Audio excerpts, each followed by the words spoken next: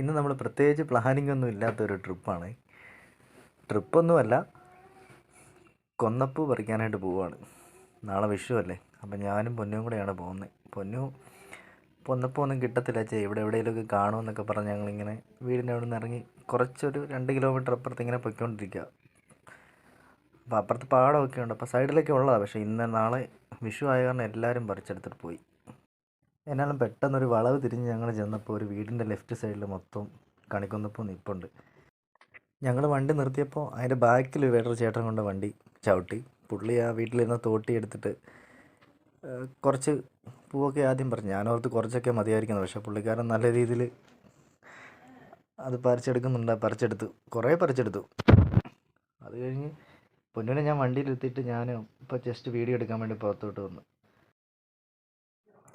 ഞാൻ പൊന്നിനോട് രണ്ടാമത് പിന്നെയും ചെന്ന് വണ്ടി ചോദിച്ചു ഇറങ്ങി വരുന്നു വെച്ചാൽ പൊന്നു ഒരു രക്ഷയില്ല, വരുന്നില്ല എന്ന് പറഞ്ഞു. ഞാൻ പിന്നെ ആ ചേട്ടൻ എനിക്ക് ചായച്ച് തന്നു.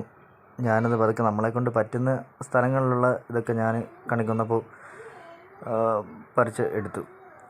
ഒരു അത്യാവശ്യം ഒരു കണി വെക്കാൻ പറ്റിയ രീതിയിലുള്ള പൂ ഞാനും എടുത്തു. അങ്ങനെ ഞാൻ വണ്ടിയുടെ ബാക്ക് സൈഡ് സീറ്റിൽ കൊണ്ടുവച്ചു. പക്ഷേ പൊന്നു അതെടുത്ത് ഫ്രണ്ടിൽ കൊണ്ടുവച്ചു.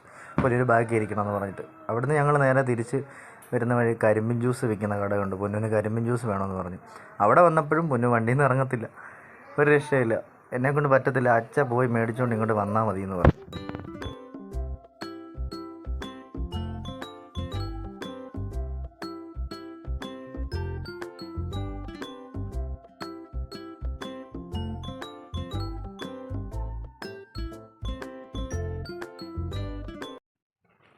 അങ്ങനെ പൊന്നു കരിമ്പിൻ ജ്യൂസൊക്കെ കുടിച്ച്, മൊത്തമൊന്നും കുടിച്ചില്ല, ഒരു അര ഗ്ലാസ്സൊക്കെ പൊന്നു കുടിച്ചു.